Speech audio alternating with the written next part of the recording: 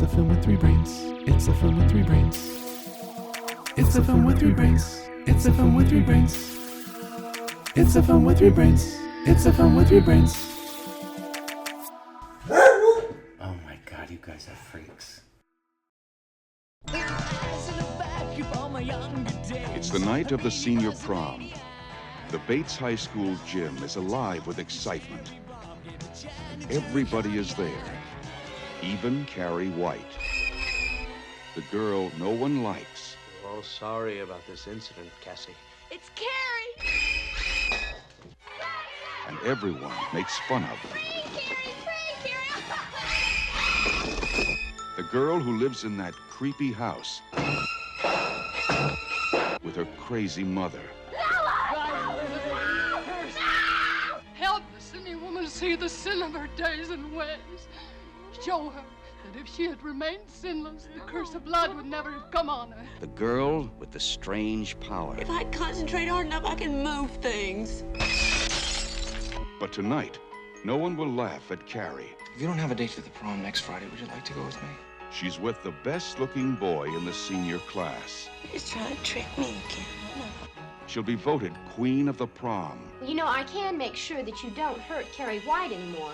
For Carrie, it will be a dream come true. For everyone else, it will be a nightmare.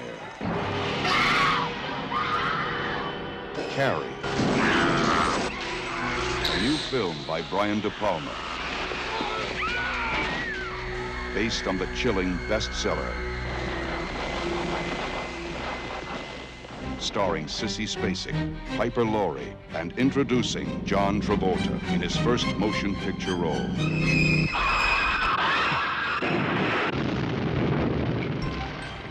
If you have a taste for terror,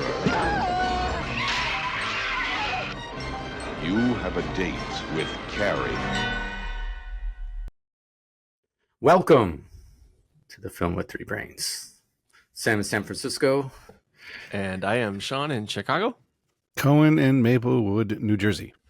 And today our guest star is Carrie, the 1976 horror movie, Stephen King adaptation. I don't remember. Is it the first? Yes. Well, wait, is it? It's his first novel. Yeah, I think it is. I think it is because... Yeah, I think... Christine? I don't know. We'll probably get to it during this review, which is already on track to be our best ever. Yeah. So, okay, I picked Carrie, and I think I've seen this before. I don't remember anything. Really? Yeah, nothing. Like, I know the iconic scene just because it's been played so many other places, but I honestly didn't remember anything. And so it makes me wonder, did I actually ever see this movie? Yep, me too. I didn't remember a lot. I remembered sort of the pig blood and her like killing people. And I remember the opening and everything in between. It was like seeing it for the first time, really, because I don't think I've seen it since the 80s. I would guess. I don't know. Like, I have no memory of ever seeing it. I just know I have seen it. It's one of those movies that's referenced all the time, but I don't remember it ever coming around. Like, I don't remember flipping through a channel and being like, oh, Carrie's on, or on a streaming service. Nothing. Oh, yeah. Like, I still, to this day, anytime I hear anything about laughing at you, I say, they're all going to laugh at you. Doesn't Adam Sandler do a bit in his comedy album? And does he? And his mom's just going, they're all gonna laugh at you, I don't know. I didn't know that was what was a reference. Yeah, I think you're right. All right, so what are you gonna say, Sean, about when you last saw this? Well, that's the name of one of his albums. They're all gonna laugh at you. It's his debut album. Maybe not a surprise. And I think it has the Toll Booth Willie bit on there. Right. Which is a good one. That's classic. That's my favorite thing he's probably ever done. Yep. Not the Hanukkah Between song? comedy, TV shows, movie, whatever, the Toll Booth Willie bit just kills me. I don't know why. We'll have to go back. David Spade shows up, I think. Yeah. Yeah. I didn't even remember that John Travolta was in it. So Oh yeah. yeah, there were a lot of surprises. I was like, oh, Greatest American Hero. I think I knew he was in it, but it's been I must have seen it. I have not seen it start to finish until now. So I feel like William Katt's hair should have been credited as its own character. It's pretty awesome. That was a mop, man. That's the oldest shampoo I can remember. Prel or Pantene or got his VO5 working for him. All right, I checked the list. This isn't on there. I've never seen this movie start to finish. You have not? Wow. Okay. Yep. That's impressive. Yeah. I don't know how I dodged it. That makes it all that much better that I picked it. Yes. Did you watch it with V? You said V was going to watch with you? Yeah. She watched this movie a lot in the 80s. And so she had a couple thoughts. One, the opening scene is just absolutely ridiculous. Like how many, like opening shower scene, naked girls thing. Like it's so cliche for the 70s and so 80s. many hijinks going on in that locker room. Yeah. My wife, watching with my wife, and she said the same thing. She's like, what the fuck is this? And the music for it. Oh my God. Yeah. Like I was glad they turned it on itself and she had her first period, because I was like, all right, like you took this stereotypic scene and threw in a little bit of shock, but still I was just like, this is absolutely ridiculous. It at least provides a modicum of motivation for showing all the nudity and the the camaraderie and stuff, because then you find out that the movie is all being sort of kicked off by a biological moment, I guess you would call it. Yes. Mm-hmm. Did you think of Slumber Party Massacre and that shower scene? Anyone? I did not, actually. Just me. I did. I was like, well, I'd actually forgotten that. I've forgotten most of Slumber Party Massacre, actually. How could you? It's a classic. I don't know if that one's on my list either. You're not even. So you didn't even want to admit that you've seen it? I don't think I have. What? We reviewed it. Yeah. Oh, that one. Yeah. That was the first time I saw it. Yeah, okay. Yeah, that was the first time. That was not so. Okay. No, I'm trying to think back to like when we were kids. Like sleepaway camp, that sort of stuff. No, but they were playing with that too, like the are we calling out sexism or are we participating in it? Or sexploitation stuff. And anyway. it's like that was sorority girls. These are high school girls, so it's creepier still. Yeah, to start with. You got to put that in quotes. High school girls.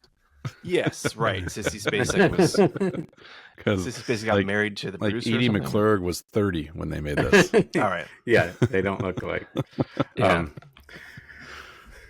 Anyway, so we laughed at the beginning of it, and then I think the other thing that that really struck her was she's like, I don't remember that this movie was just so simple, just such a straightforward plot. Yeah, I forgot that too. It just goes from point A to point B, straight line. And the only question you ever have is how many people are really in on the joke. Yeah. That's it. That's the only mystery to the movie. Yeah, my ignorance helped me. I was sort of a fake twist, because for some reason I thought that Tommy and his girlfriend were actually in on it. And it wasn't until the prom happened, I was like, oh, wait, she's trying to stop this? Like, like they were being sincere about their wish to help Carrie? That led to the next question I had was, were Tommy and Sue a couple? Or were they just friends? No, they're supposed to be a couple, I thought. I mean, they don't really say... Oh, maybe they're not. They don't say overtly, like, my boyfriend. She says, who's taking you to the prom? She says, Tommy, blah, blah, blah. And she says, oh, nice. Yeah, and they hang out, but you never see any kind of like physical contact between them either, I don't think. Right. But at the prom, he kisses Carrie and seems genuinely interested. Weird. Yeah. So I don't know. I don't know. Well, so it's basically one group, one couple that is really it wants this to happen. Right. And then her shithead friend, PJ Souls, who's also, I think, in Halloween. Yeah. Or Grease, or not Grease. Or, well, she's in Stripes, and was she in Private Benjamin? Did we? Does Stripes have a opening scene like this too? A shower scene? No. Which one? Stripes? It's one of those. Stripes has a shower scene where John Larroquette is looking at the recruits with the telescope. Yeah, and then a gratuitous mud wrestling scene and stuff like that. Yeah. Yeah. Oh, yeah. PJ Souls in Halloween. And she is in Private Benjamin, yes. Okay. We did Private Benjamin, right? We did Private Benjamin. Yeah. This is number 209. It's hard to keep track. Yeah. I don't remember anything. Wait, I remember that Alamo. Great. Good. So anyway, yeah, they were like sort of. I mean, it was a very loose plan that they threw together because it was predicated on them going to prom and winning prom king queen. Well, they rigged right? it. Yeah, but that was rigged. Right, but how did so you got the two couple, the Pig's Blood, Travolta doing that stuff, and what's her name? That's in all those movies. Swap. Yeah, that girl. So there means that she really wanted to get her, but then did she overhear this whole prom thing with Tommy? Like, how did she know this? How did she know she could pull this off? Because again, if you're confused like I was, and you're like, oh, are they all in on it? Then it's fine. It's like, okay, they're all working together, but they weren't working together. So. Right. Well, imagine if Tommy's like one of the most popular kids in school is going with Carrie. Everybody's going to know. Right, the scene where the gossip moves around as they're setting up, that makes it clear that it's very much people are aware of what's happening, but the teacher is like suspicious the whole time. Yep. And she almost stops it, but well, she also encourages it though too. She also causes the whole damn thing. Really. When Carrie first tells her, she's like, well, maybe he asked you because he likes you. Maybe, it's not a setup. Maybe you'll go there and it'll be a magical night. You'll remember forever. Mm-hmm. Oops. Yeah. It is a little unfortunate that the teacher gets basically bisected by that thing. Yes. She was like one of the few people trying to help. Yeah, I think when Carrie went off, she didn't really pick or choose. No. Well, there's that scene with like the sort of the fly eye view. I don't know what you would call that, where it's like a kaleidoscope of people, and her reactions. I mean, it's all imaginary. Like everyone's laughing, but like the teacher wasn't laughing. No one was laughing except for PJ Souls, the jerk friend, and John Travolta, and what's her name? What is her? Chris, yes. But in her mind, everyone was laughing, and I think that was just like sent her over the deep end, and then just mayhem and murder everybody. Yeah, she was so new to her powers, she had very little control over it. At least, it's a little. Speaking of that, it's a little surprising they don't even touch on how or why she has the powers. Oh no, it's better. I mean, they talk about she goes to the library and she reads up on like, I guess some other people have it. I mean, the book gets into it a bit, as I recall. But I mean, it doesn't delve too deep. It's more like she inherited it from like a grandmother or something. So I downloaded the book, but I didn't read more than the first page. Never read it? No, I have, but I don't remember it. Oh, I see. I have not read it. I was going to review some of it. It's super short. Yeah. That makes sense based on the plot of the movie. Yeah, I mean, there was a period in my life where I think I've covered all of Stephen King's first 20 years, somewhere around, or maybe even more than that. But I don't remember the details of this one. I don't remember it clearly. I just remember a few things here and there. So, I mean, I don't want to go straight to nitpicks because there's a lot. I think we already did. Yeah, I guess we're there already.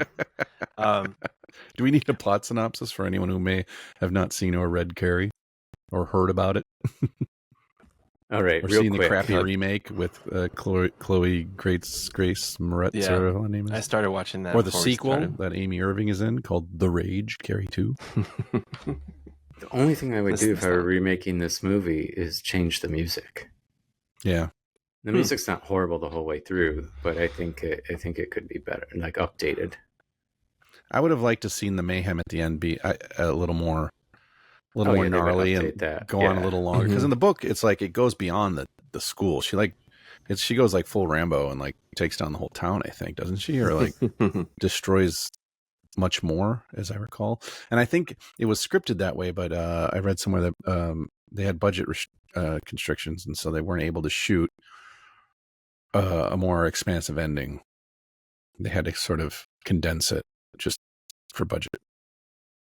Makes sense. But I do I like the tension. Like Brian De Palma's pretty good at, thrillers and creating tension and stuff. And the whole end sequence before she really unleashes hell on everyone is really well done in that regard. I was kind of like, at first I kept thinking, Christ, is this slow? And then I was like, well, but it's like, it's like, it's like, it's tense. You're just like, oh my God, what, and I pretty much remembered what was going to happen, but I couldn't remember the details. So I was sort of eager for it to finally happen, but he draws it out really well. Yeah, you're right. I was thinking the same thing. It seemed glacial, but then at the end, it was just like, like the slow motion of them trying to stop it. Right. You're like, well, how long could it really be? But I mean, in slow motion, you can stretch out 10 seconds to forever. Yeah. So, and like Amy Irving figuring it out. And that's the point where I finally, like, I thought she was not in on it, but I didn't know for sure. And that was the point where, it's pretty clear she's not. And then the teacher misunderstands. Yeah. Right. And like Amy Irving maybe could have prevented it if the teacher hadn't like dragged her away. Right. Yeah. If you went faster, you may not have picked up all of that. Yeah. In real time. It's a really good thing that she was standing where she was, because if the pig blood would have missed her, it would have probably not been so great for That's a movie. What I'm saying. Like, there's a couple of things that were like required these villains to be really clever, or Yeah. I thought it would have been great if like someone who was in on it. I don't know if it even could have been possible in a plausible way, but like moved her.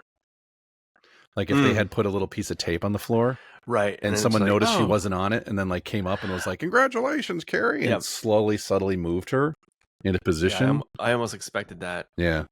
To happen, but it did not. But when they broke in and set up the pig blood, I think that the stage was already set up, wasn't it? It was already set up for prom. So the stage is there, but I don't know if those white circles were there or, I mean. Yeah. I don't know. I don't know. That big a deal. I don't know. You gotta have, think their hiding spot's stupid. Yes. Yeah. Like really under stupid. the stage, they can't see shit. Like they can't see the fruits of their labor. That's where Travolta hit all the beer that he was pouring all over his face as he drank it. I was like, why never mind. Yeah. I don't have to go there. But he sure is handsy with his girlfriend too. Oh man, there's so much slapping going on. I said, don't call me a stupid shit. She's just like, yeah. There's some repetition that almost seems painful, but maybe necessary. Like the principal calling her Cassie 5 times. Yeah. Like by the end, I was like, well, dude, you deserved a lot worse than getting your cigarettes flipped over. What are you doing? You're, come on, you're an educator. You should remember somebody's name in your office. It's not that hard. Especially since, like, Carrie is such a common name, and Cassie is like, I don't know. Yeah, how do you mess those two up? I don't know. Goddamn. Yeah, so the gym teacher sets off this chain of events with her. I mean, her heart's in the right place. She's trying to look out for Carrie, but I mean, maybe don't single out every single person that did her wrong and make their life a living hell, just to prove a point. because that's a pretty common theme in teenage type situations, is that they're going to sort stuff out on their own. The adults are going to try to help, and they're going to try to right wrongs and stuff, and sometimes it just backfires, and she should have. I mean, she was so close to being on top of these things, and she was so happy for her. I liked her speech when she talked about her prom. Yeah.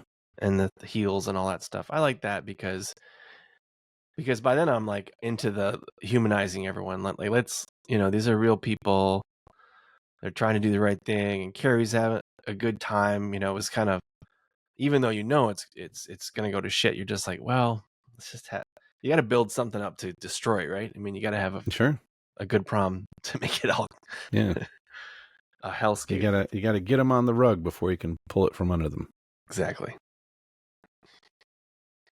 Yeah,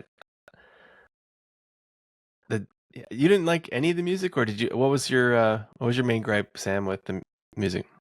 The ballads. Like the beginning was, the ballad was just over the top dramatic for, what it was. During the other parts of the movie, it was fine. I just feel like now it would be like rock and roll mayhem. When when everything's falling apart, the prom scene, orchestra just wasn't doing it for me. I agree that like I didn't need the theme, the sound of the flute. Every time we see Carrie, it's like the flute comes in. It's like, okay, isn't she sweet? Isn't that great? Mm-hmm. But I mean, you got to pick something. You got to make choices, and that was the choice they made. Yeah. I didn't mind it. Mostly it's the opening scene where the music I thought was a little, Yeah. It started to feel a bit almost comedic. Mm-hmm. But otherwise, I don't know. I didn't really notice it a lot of the time. Which I guess a good thing. But yeah, like you said before, I had definitely forgotten how simple and straightforward the plot is. Like there's very little story. It's like, girl bullied, girl asked to prom, girl kills everybody. Yeah. But I watched it and I liked it. Like I thought like it all just worked. Like it never tried to do too much of anything. Mm-hmm. It was like this is what happened. It was like nobody was trying to become a better person. Nobody, like there's no lesson to be learned. There's no, there's like no character arcs, nothing. It just Amy Irving has a bit of an arc. Yeah, tiny. Because she does take part in the bullying in the beginning. Yeah. And she doesn't seem to realize that what they're doing is incredibly cruel. Right. Just so mean. Like in the middle of, or I think on the tail end of it, I said to my wife, I said, do you think this really ever happens for real? Like this level of cruelty? Yeah, what'd she say? And just horrificness? She's like, I don't know, maybe. I was like, I guess, yeah, maybe. I mean, I guess. I mean, it's just so terrible. I mean, it's just awful. Like I found, they were terrible, but I also found a lot of the situations totally believable, especially for the 70s. I just mean the opening scene. Yeah, no, I know, but it's just like as you're watching it today, you want to think, oh, there's no way that there's a girl who doesn't know what a period is, But I'm like, you know what? I could totally see that, especially back then. Yeah, I could see someone who, if they're raised in a really sheltered environment, just has no idea. Yeah, and without being on the Blue Lagoon. So anyway, and then like the religious fanaticism of her mother, like that seems quite believable, and it fits into having this sheltered person who, doesn't realize that she's becoming a woman and doesn't really care. Like it all just fits. Like it builds up perfectly.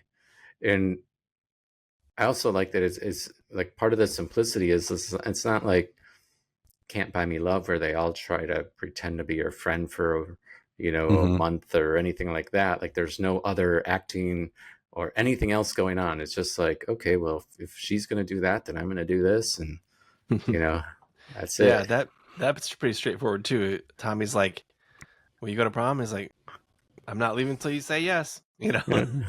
But why that works is because she's so afraid of her mom that she's like, "Get out! I want him out of here. I'll deal with her later." And yeah, it does. You're right. It does. Everything kind of fits pretty nicely. I mean, the end is a whole different situation.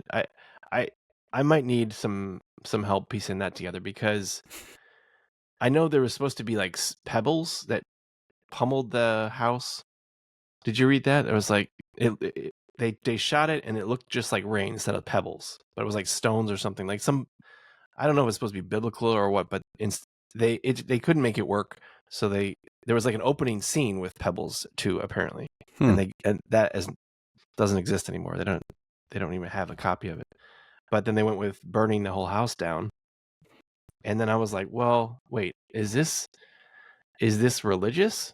Or like what like there's a suspicion of double mumbo jumbo here, because you've got telekinesis and now you've got this, she, her mom is convinced she's a witch and from Satan, and but the house being destroyed is not Carrie's doing, I don't think. It doesn't seem like sure? it.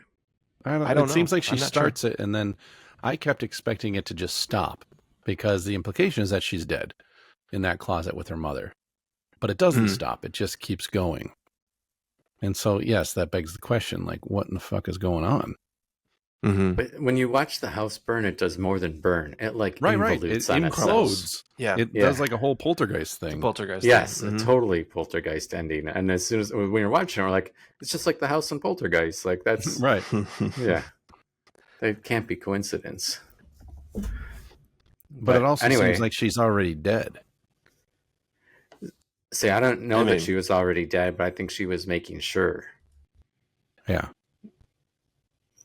Oh, she wanted to end it, so she just pulled the house on top of herself. I guess. I mean, her mom's pretty dead, right? Oh yeah. Yeah. But then she couldn't get out of the house, so it seemed like she was trying to get out. So she pulls her in the closet. I got the impression that she went into the closet because that's where her mother always made her go to like repent. Right. So she did all this terrible shit. So she goes in the closet and she repents, but also like it's so bad that she's just like, fuck it. just like it's like I'll just rip this mother down all over us and we're screwed and fuck it. Right. Yeah, she has the bath. She's trying to clean her sins, and then her mom hiding behind the door is like, well, this is the last time we're going to pray or do anything. This is the end. This is what I should have done originally. Right. And Carrie doesn't really catch on. Not at all. Yeah. She's like basically saying, I'm going to murder you, girl. She's just like, oh, okay, mama. Yeah. I mean, you definitely feel for Carrie the whole time. She has no idea. She has one brief moment of joy, and it's crushed, and it's hard to blame her for what she does. Yeah. So I watched a couple minutes of the remake, and it seemed like a very faithful remake, more or less. I mean, it starts in a pool, I guess, but then they do the shower scene and plug it up, and and Julianne Moore was the mom. I'm pretty sure I've seen the remake, but I have no memory of it at all. Yeah, I mean, it's like 2013. Yeah, it's hard to buy Chloe Grace, what's her name, as like any kind of outcast. She looks like she'd be one of the Mean Girls or something, or a Heather. Yeah. I mean, they're not really doing she's so ugly ducking. Well, they are sort of doing it. Like she finally, Carrie puts on makeup, gets a dress, and she's fitting in and stuff. But from the beginning, we know she's creepy Carrie, and we know that she's freaking everybody out just by being herself. Really, I mean, she hasn't done anything horribly wrong. she's not good at volleyball. That's not a crime. Yeah, it is. I mean, I wouldn't want her on my team, but I'm not gonna give her hell. I love that It's scene. I gym love the class. end of that scene when everyone's leaving and the one goes, "You eat shit."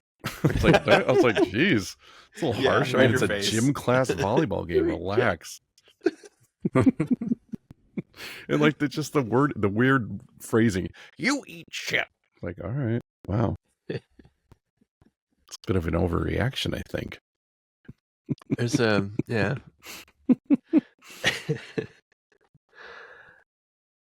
Huh. I think it's interesting that they would make her. I feel like it's a good illustration. The remake, a good illustration of what's usually wrong with remakes. And in this case, like Stephen King himself has said that this movie is better than his book. Yeah, so rare. He likes this movie a lot. And he just thinks all the decisions they made was better than the book he wrote. The ending's better, everything. And so some fucking dipwad's like, I'm going to remake Carrie and be so faithful to the book, that the author himself admits is not as good as the original version. So like, what are you trying to accomplish? I'm going to make a remake and, and be more faithful to the source material that isn't as good as the, it's just why don't we redo The Shining and just, screw up Kubrick's and they did that too. vision. They made a TV movie. They did. I saw that one. More faithful to the book, or Stephen King's endorsed whatever. It's like, it's terrible. Was that guy from Wings? Yeah. Was the dad? Mm-hmm. Yeah, I didn't like it. Stephen something or other. What the hell's his name? I don't remember. Yeah, I was like, it was okay, I guess. Not really. Just terribly misguided. Yeah, this in 76 or these early movies, horror is still sort of a novelty, I guess, right? I mean, people this one did well. I don't think it's a novel. It's not as common, but it's also far more respected. Like Sissy Spacek and Piper Laurie were nominated for Oscars for this. The Exorcist was nominated for Best Picture. Rosemary's Baby may have even won. I don't remember. Yeah. But these are George C. Scott. We did. Yeah. I mean, these are haunting, incredibly well-made horror movies. These days, most horror movies are they're not all. Obviously, there's some diamonds in the rough, but most are kind of crappy, a bit formulaic. Not being made by auteurs for sure. True. The way they might have been in the 70s. Not that all horror film directors are bad, of course not, but just like this level is completely different. Right. And I feel like that the current model of horror movie is very much cut to the chase. We want that first death quickly. We want some jump scares, sooner than later. And we've talked about it, this sort of cyclical nature of horror movies of the last 25, 30 years, how one thing sort of dominates for years, like one style, one approach, whatever the case may be. And I feel like in the 70s it was a little different. Yeah. And maybe just by virtue of the fact that there was far less horror movies being made, just less movies in general back then, when film cameras and film and processing and everything was expensive as hell. Now any dipshit with a phone can make a movie, really. You can, if you really want to. I mean, 28 years later it was shot on iPhones, Crazy. I mean, sure, they had plenty of gear to go with it, but still, like, it's shot on iPhones. Yeah. But Brian De Palma is an interesting director. I find some of his movies absolutely fascinating, and like at the really top is something like, for me, The Untouchables, which is just like a really incredible film. This is a good one. I mean, he did the first Mission Impossible. How many people who have been watching Mission Impossible movies for the last couple of years realize that Brian De Palma directed the first one, or even know who Brian De Palma is? Yeah, that might be the problem. Yeah. I mean, maybe Scarface, they might know. Yeah, maybe. Yeah. But most people probably don't know him or don't realize like the number of thrillers he made. I mean, he was criticized for sort of aping Hitchcock a bit, but it's all right. Yeah, it's aping. Is it homage? Is it right? Is it stealing? But he's got some really great movies. He's got some where like, I don't know. That's not so great. I guess that's any filmmaker though. It's interesting that he fired the first DP, right? The cinematographer was not the original one. Oh. I think Wiki says that somewhere. It doesn't say why. Conflict of vision or something. But I'd like to know like what the first one was like. Were there faster takes, and it's a pretty colorful film, I guess you could say. I don't know. I like the way it's shot. I think it's really interesting. Yeah. I was you would know. reading about if you guys know what a split field diopter is. It's like when something in the foreground and in the background are both absolutely perfectly in focus, which is impossible for the most part with a single, like with a longer lens. You can do it with a wide lens where everything's in focus. Yeah. But like it's basically it's two. It's basically like a bifocal. So two things of different focal lengths are in focus. Anyway, he only does it a couple of times, but I read a tidbit that he did a shitload of it. In the during shooting, he did a ton of it, and he just didn't like it. And none of it worked, and it's hard. I feel like it's hard to make that work because it looks so. It's like the filmmakers making themselves known.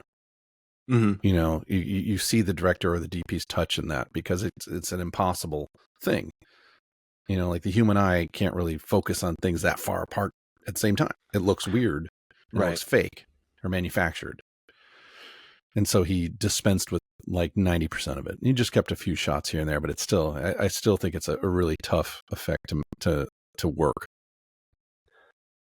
Yeah, and needs to be used sparingly. I'm assuming, taken to the extreme, that you would get the sort of motion blurring, 3D, not 3D, but you know how newer TVs have it sort of turned on, so it looks like a soap opera. Oh yeah, so like the real motion effect or whatever the hell they call it. Yeah, which looks just awful. Yeah, it looks terrible, and it defeats the purpose of what used to be a really important thing, which was getting the important thing in focus. Right. I mean, if it's the actor's face, you want that. Right. If you want audience's attention and whatever. I mean, I still think that's important, whether it's an iPhone or whatever you're working with. Yeah. But so when the shit goes down and she's on the stage and she's just kind of creeping out with the blood, and then it splits the screen and you can see her and what's going on, what she's doing. Mm-hmm. Like, I really like that because it was in that moment, like you said, it was this pace, this tension, and then suddenly it speeds up, and then there's so much to look at, and you're like, oh wow, what's going on, and then to keep and maybe it was part of that double focus thing, but it was like to see what she's doing, or just to know that she's doing it, and then see all this shit happening at the same time is, was intense. I like all the split screen stuff they do in the end. It's good. It works well. I also like the her dance with William Catt. Like I got dizzy at that. They're definitely like on a platform rotating one direction, the camera's rotating the other, and at first it's slow, and it just slowly increases speed, and you don't even realize. All of a sudden there was a point where my wife said, boy, they're spinning really fast. It's like, yeah, they are. It kind of sneaks up on you. It's just one minute they look like they're dancing, the next minute it looks like they're on like the Ferris wheel and Something Wicked This Way Comes. Yeah. And it's really effective. It just sort of adds to the sort of unsettled nature of the whole thing. Yeah. And again, like the pace. Sorry to interrupt. No, go ahead. The pace was like you said, it starts slow. It's a slow song, a ballad, and suddenly, as she gets more emotional, and the two of them are starting to click together. Like to have an experience, and then it's very heady. It's very like, okay, her head is spinning. It's like very literal, but also like subtle at the same time. Yeah. Sort of subtle. Once everything once she kind of cuts loose after the pig blood, the bucket and everything, there's this little, it's a minor detail, but I really found it sort of a little unnerving. Did you notice the way she's holding her hands the whole time? Her hands are like, they're like, here, let me see if I can They're kind of like. Oh yeah, she's got them twisted out. They look super contorted, like they're like down and to her side. Yeah, and it's so tense. It looks unnatural. It doesn't even. It's somehow it almost looks like your human hand can't do that, and they're just like locked in like that as she's doing like, and it's just like a little layer of like, sort of like it reminded me of The Ring. If you remember The Ring. Like when they find the people who've been killed, the look on their face, like they're frozen in that look of horror in like an unnatural way that you feel like maybe a human face couldn't even do that. That's kind of what her hands are. It's like a small thing, but it just contributes just the right. It's a nice touch, sort of thing to it. I also like that as you know, the audience, they never give away even close what she's actually capable of. Mm-hmm. Like. Because you can approach it like a superhero movie, you know, like Spider-Man. He sits in his room and covers it in webs and tries all sorts of different things, you know, and all these you know, hero Genesis movies. And here it's just like, okay, you know, when she gets upset, some things happen, but you have no idea, you know, what it could be until she, you know. So it makes that end scene all the more better, like, holy crap, this isn't just a wiggling cigarette tray, this is, you know. Yeah. So I thought to that end, I thought it would have been pretty creepy if towards the end when she's at home and she comes out and Piper Laurie is hiding behind the door, and then she comes out and they're like, and then what she do? She like pushes her down the stairs, or do they struggle and she falls? No, she stabs. She stabs her with the knife. She stabs her, and then she falls. So I thought it would have been pretty badass if as she was falling down the stairs, she just stopped. Yeah, just straightened up. Just stopped, and then was like, and then just was like, back up. Yeah. Like, what? Along those lines, one of my favorite parts is the car crash, because you're like, oh, they're gonna hit her for sure, and then she's like, you know, right. It's a quick moment. It's like in fast forward that scene. Yeah, I mean that the use of pace is really, really important in this movie. Or there's probably a better way to say that, but you know what I mean. Sure. He's in control of it, you know. He's messing with us in a good way. Totally. So so if I'd be curious to see if anyone watched like the remake, or as you know, a modern or younger people that are used to the pace of modern horror are like turned off by this. Is it too boring? Is it, you know, too long, or not long? Right. Is it like too slow? I guess too slow, or not enough. You know, I like one of the things I like a lot is the classroom scene with the poem, and then he saves that reveal for the prom. Like, oh, I didn't even write that poem. Yeah, which you kind of get. Yeah, kind of like I thought the teacher was going to call him out. Yeah. Yeah. And then there was that weird scene, like when Carrie says it's beautiful, and the teacher's reaction is so bizarre. He's such a and dick. so like, I guess mocking. Yeah, he's like that's not a criticism. It's beautiful. Is it? Yeah. Is it really beautiful? Is it beautiful? That's not Amber a waves criticism. of grain. Yeah. It's like, holy shit, dude, you're a dick. It's like so. I think that's the whole thing, though, is that everybody, like, you know, at the end, then like everybody seems to deserve it. You know. Yeah. You know, like you can see why her anger, once unhinged, she'll just go towards anyone who ever wronged her in any remote way, right? And everybody else nearby. Yeah, and she's so timid and doesn't want to participate, and she finally does, and she gets shit on for it. You know, it's just one more example of like she and her mom, like she can't do anything right for her mom. She can't do anything right at school. She doesn't know how anything works, and she hates it, and that's all she wants is to fit in. And that's what being a teenager is. It's too bad about William Catt. Yeah, I feel like his character was one of the very few like legitimately decent humans in it. What was his death? Well, I didn't really. They didn't really. They just don't really show it because he gets knocked out, and then they're carrying him out. And while they're carrying him out, Carrie locks all the doors and windows. Yep. And then the teacher was the one fire. maybe. I think it's just implied that everyone trapped inside was killed one way or another. Yeah, and Amy Irving is the only one who escapes because the teacher got her out right before Carrie locks all the doors. Mm-hmm. Yep. So in the book, he is concussed and then dies in the fire. Mm-hmm. And the principal of the school and the gym teacher actually make it out alive. She's not. And then they resign and leave town or something like that, which isn't as satisfying as this. Yeah. No. So. Indeed. No, you need. I was so like, because the buildup is so good, and you're like, okay, prom, and the prom has been going on for a while, and you're like, well, because I hadn't really seen the entire movie, I thought that was pretty much going to be the end right there. Mm-hmm. I didn't even expect the stuff with the mom Right. to happen, but it makes so much sense that she would have to tie things up with her mom. Yeah. And have the reveal of, her past and the dad and all that crapola. More payoff.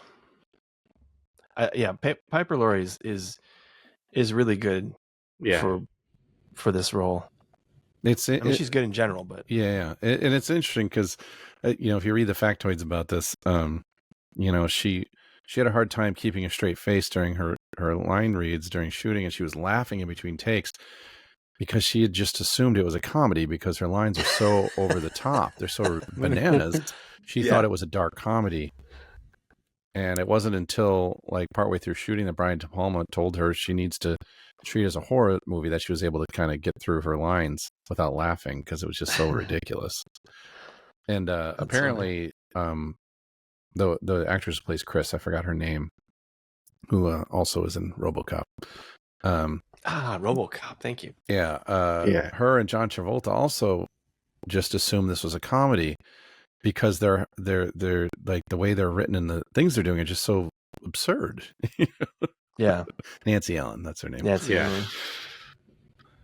But I mean, I can see it. I could see that, like reading it and being like, not knowing the novel at all because it was brand new, it just come out, and being like, oh yeah, this is a black comedy,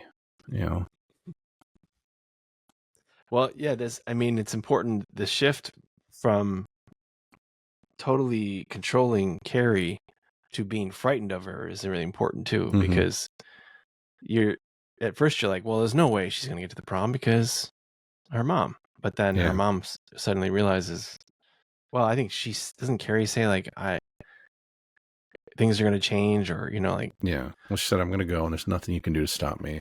And right. Things are going to change around here. Right. And she's like, fine. Yeah. So Nancy Allen was married to Brian De Palma. Oh yeah, for a while, and she has a bit part in the movie that you picked, Out of Sight. She's in Out of Sight? I don't remember. She's in I saw that she was in Out of Sight. Is she a cop or something? Maybe. Midge. She's Midge? Who the hell's Midge? The small insect. I don't remember. Yeah. Well, yeah. With the short hair, you can totally see her in RoboCop. It's. Oh yeah. Thanks. Like, put a helmet on her. That's RoboCop. Yep. Well, yeah. Well, what the heck? There's a few like just crazy. Other than Travolta and other stuff. What's her name from Mrs. Poole from Ferris Bueller's Day Off? That's a double up. She's Edie McClurg? Is that her name? You talking about the principal's assistant? No, she's the student. She's a student in class. She's one of the girls that was bullying her. Oh, she's in Ferris Bueller's Day Off, and she's the she's the secretary in. Yeah, you're talking about Edie McClurg. Okay, thank you. I didn't know her. Yeah, like seeing her young is just bizarre. Yeah, she's not 4 years old. Yeah. I read another factoid about her that her character had no lines in the script. But I don't know. I guess Brian De Palma liked her or something, so he let her improvise. Everything she says was unscripted. She just improvised it all. I mean, she didn't have that many lines, but she had a few. Yeah, they were good. I mean, they were believable interactions. Yeah. Yeah. Well, we're going to see her again. We are? Yeah, Sean's going to pick it. Planes, Trains, and Automobiles? You bet. Yeah. It's got to be on your list. It is. I feel like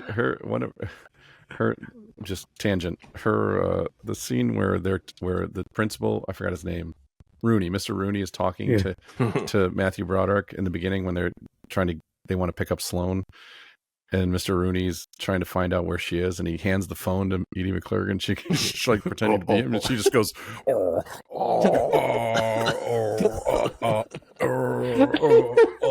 and then she's like, I feel like that's the most nonverbal like quote I've ever like encountered. You know, like I've done that when someone sounds like they're like, oh, I don't, I'm like, oh, they're like, what the fuck? Are you having a stroke? Like, what are you doing? Like, Ferris Bueller's Day Off, duh. Like, what? What are you talking about? Oh. Got Sloane Peters involved. Her grandmother, too.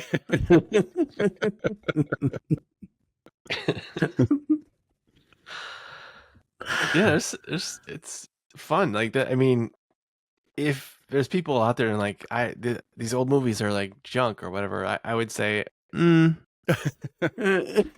mean, maybe I would say something better than but well, I mean, my retort would be like, well, have you seen movies that, you know, I mean, I don't know, just the fun of seeing people that you've seen before is one thing. Mm-hmm. The idea that this is influencing all these other movies you like, you know, like you're not going to get to a Final Destination or whatever the hell you want without movies like this that raise the profile of a horror movie, or at least, you know, I don't know. I don't see how you don't appreciate a movie. I mean, we could have set our timeline earlier. We could have started in 1960 or earlier, who knows when. But I think that right around this time is when movies that we have actually seen at one time, you know, start paying off, you know, in these other ways, and it just adds to the whole movie, experience, I guess. I don't know. Yeah, I'll find a proper way to say that one day, but not today.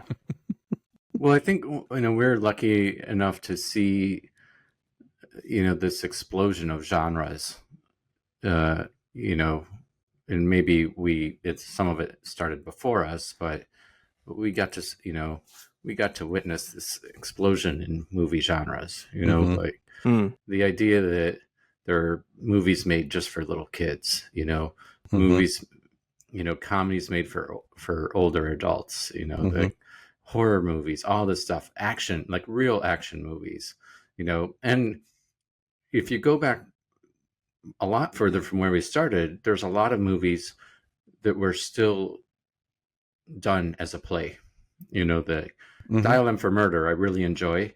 It's a play, you know, and it shows like a play. And the filmmaking got away from that, you know, and as the other genres developed. So I think, like, as far as the timing goes, like you could there's always great stuff if you go back. I mean, I've watched movies going all the way back to the 1920s, but, you know, so there's always going to be the great ones that broke new ground and all that. But I feel like this is just such fertile ground to pick out, like, okay, this is, you know, Alien, you know, like there's no Alien before Alien, you know, but Alien after Alien, there's a million aliens. Yeah. You know, Die Hard, same thing. There's no Die Hard before Die Hard, but once there was Die Hard, there's a million things that you're like, that's like Die Hard. And we got to actually see those original things. Sure. And if you really enjoy movies, it's great to know the history. And it'd be really hard to say you're a movie buff and not want to go back and see these movies, which is why we have 1 million followers. It's it's true though. I mean, the 70s are considered the golden age of film to a certain extent because so many modern filmmaking techniques were established in the 70s. The studios were like, just finding great filmmakers and actors and just giving them, free reign to do whatever the hell they wanted. Here's some money, make a great film. And they did. Yeah. But it did lean much more towards drama for the most part, with the occasional exorcist out there, and comedies were common, but like non-animated movies for kids were pretty rare.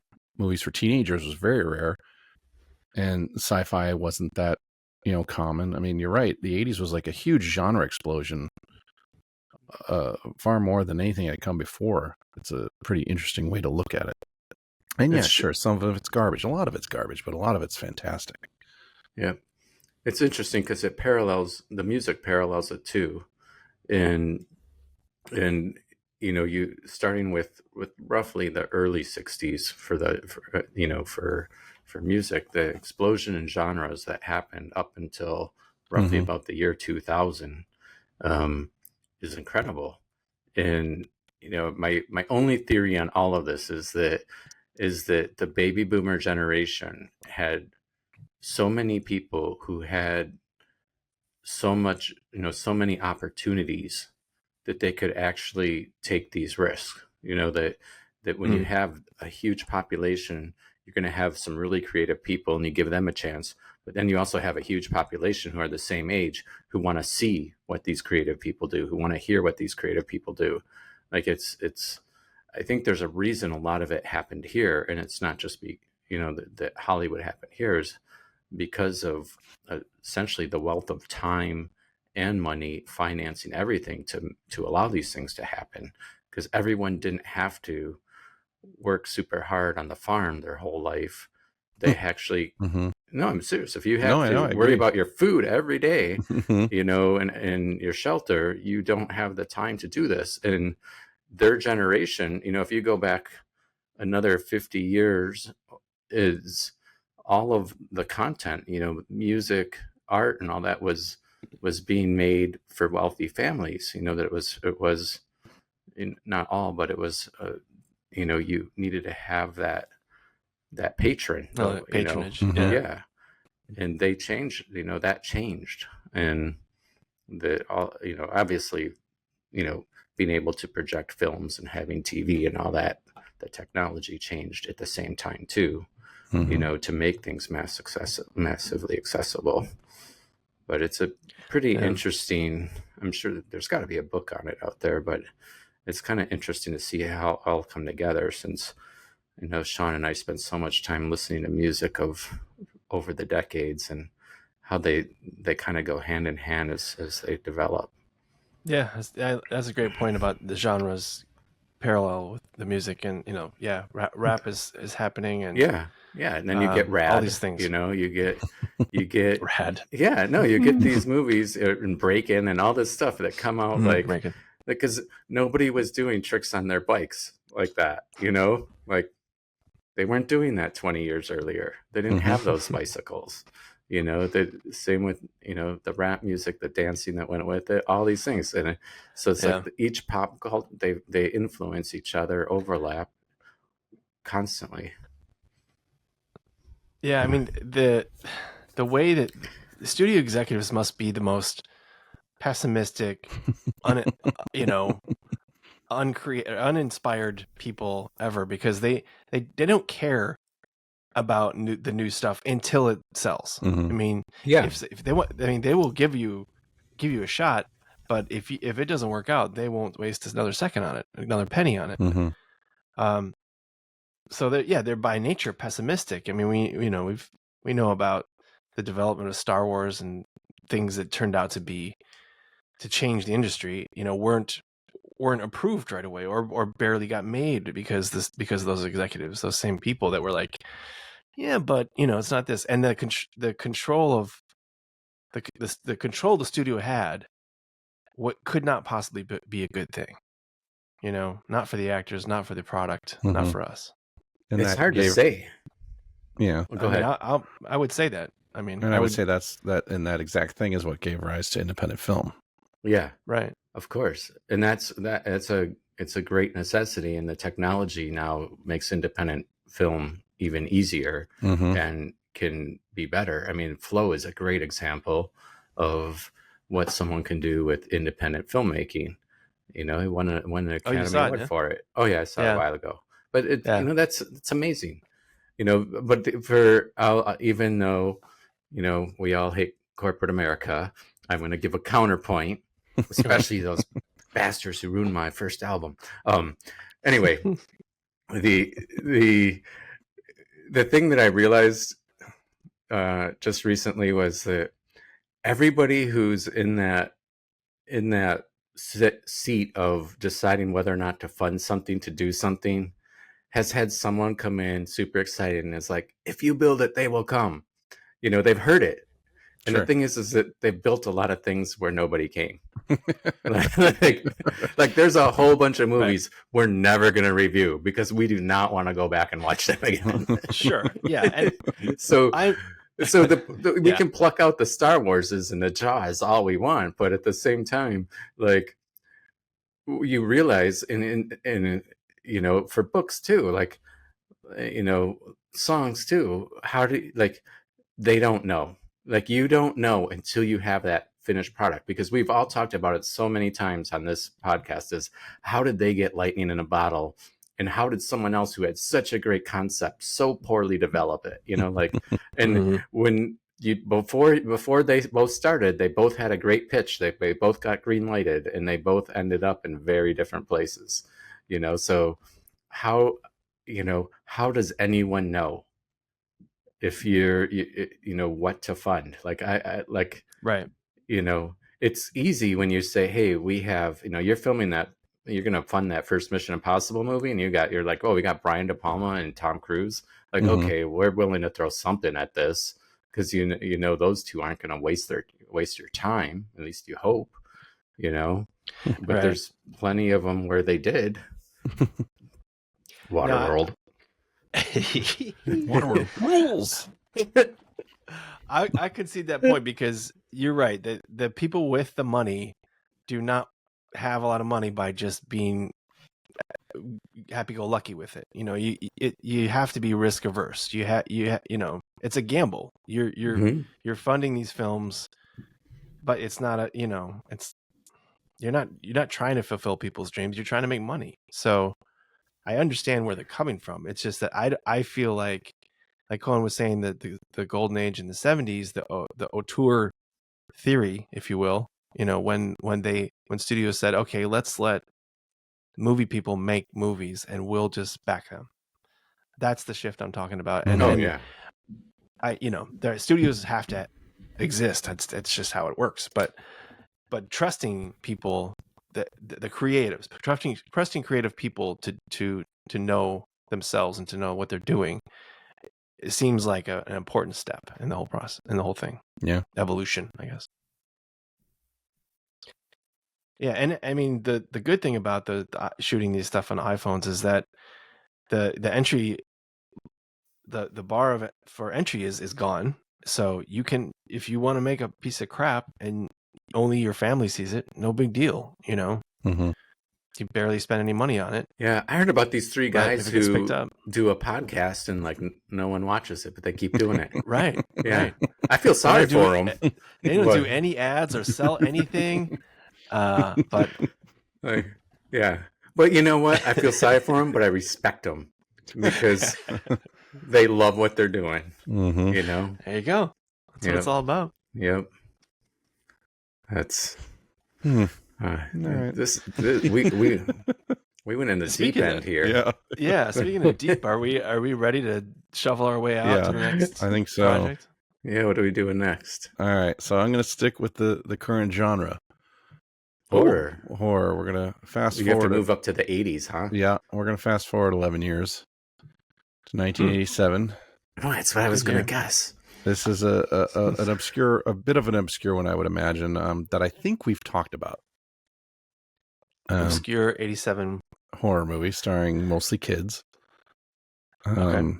Oh, geez. No, that's 85. Monster Squad's like 85. No, I don't know if I'd call that a horror movie. That's exactly. Not horror. This is straight kids movie. This is straight up horror.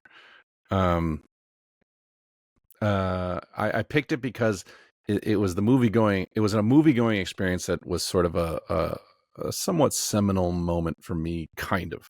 It was like something that has very little to do with the movie itself.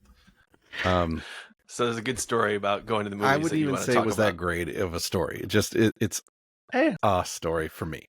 Anyway, it's a time about you.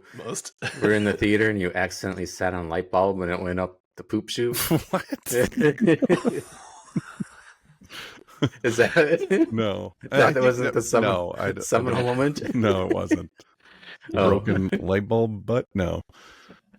Whatever. 1 in a million shot? No. I think I may have mentioned it on a review at some point of why the movie going experience was somewhat notable for me. You might have told the story. Yeah, but anyway, it stars Stephen Dorff and it's not Explorers. Wait. That was a horrible experience watching Explorers. It's got to be The Gate. It is The Gate. Yeah. I know you talked about The Gate before. And I don't remember the story. I didn't see it. I wasn't at that theater with you, so I look forward to this. Was I with you for that one? I don't think so. Like Dan Davis, maybe? I often wonder how accurate my memory is, but I'll tell you what my memory is next time. Okay. All right. I've been looking forward to watching that because I don't know if I've seen it start to finish at all. I don't think I've seen it since I saw it in the theater. I thought I saw it in the theater, and I thought my guess would be with you. It's possible, but that is not the way I remember it. Doesn't mean my memory's accurate, though. I'll tell you who I thought I saw it with. Is it available somewhere? Yes, it is. It's available on like all the free sites with commercials, I think, like Pluto. Like a Pluto? Freevee, Tubi, maybe? Tubi is pretty easy to use. Real Good says it's available for free on Vudu or Fandango or whatever. Or Vudu, I guess it's one thing now. But I don't know. It is a little tricky to find, I think. Yeah. But, well, I mean... You can rent it, for sure. Oh, wait, yeah. No, you said... No, it's all, like you said, it's, Freevee. Again, it's always listed on Amazon Prime, but that doesn't mean much. Because... I think it's for free on Prime, actually.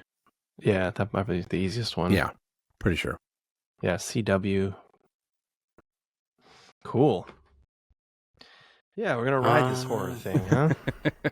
Let's go. Yeah, I am sort of developing a taste for it. Maybe it's just because that we're picking good ones, but... Wait, what do you mean you didn't like horror? Yeah, I mean, maybe this is probably 100 episodes ago, but I was on record not being a horror fan. Yeah. And, you know, my partner being a very much a horror fan, it's awkward sometimes because, you know, we don't always have the same taste. It's weird because I was like putting on Jaws last night. I'm like, well, well, we're deciding what to watch. And I was like, do you want to watch an old horror movie? You know, a classic? I think it's pronounced Jaws, you know. And she didn't like the joke or the movie. You know, she was like, "No, what? No. Jaws is incredible." And that's what I said. I'm like, "Have you seen it? I mean, how many times have you seen it?" She's like, "I've seen it like 4 times." I'm like, "Okay, well, that counts." And you know how good it is. But yeah, I realized we're gonna pick it eventually and watch it together. So, The Gate has a sequel, right? It does. Maybe I saw that with you. Oh, I definitely have seen both of them. I just checked the reference. That's right. The Gate. I forgot there was a sequel, actually. All right. Well, I hope that didn't ruin it for you. And when I go online, I only remember the poster that was white with the hands coming out of the ground. I don't remember this other poster they're showing. I don't know. Yeah. We'll talk about it next time. Yeah. But I don't remember jack squat about it. It does say it's horror / fantasy. So, yeah. I mean, it's horror. The first one? Yeah. Fantasy, it's listed as horror / fantasy. I don't remember anything. I mean, I guess. I don't know. I mean, when I think of fantasy, I think of Lord of the Rings, fairies, and ogres and shit. I don't know. Not demons. Not demons. Unless it's legend. I think a legend is fantasy. But there's like One a of these fucking days, we're unicorn. gonna Yeah, you figure can't out have a what your unicorn and not obsession be with fantasy. legend is. You can't have, that's a truism. You can't have a unicorn and not be fantasy. Right. Yeah. Absolutely. Put a horn on a horse, you're in La La Land. For sure. Yeah. Only a few rules in life. Yes. So this is our best episode ever, and we've established some more rules. Yes. Yep. Sweet. You're welcome, listeners and viewers. Yep. That's what we're here for. No. All right. That was scary. That was Carrie. I'm out. I like that. I like the one-off, so you never get to use that again. Thank God. Hopefully. Just wait till we review Carrie 2 Electric Boogaloo. Because, the breakdance and horror movie genre is yet to be explored. Ooh. I mean, it's called break dancing. Like, I feel like you could be using telekinesis to break bones and shit. There you go. Right. Yeah, Carrie should have done one of those worm things. Totally. All right. All right. I've had Well, enough. yeah. Thanks for being here. Until next time.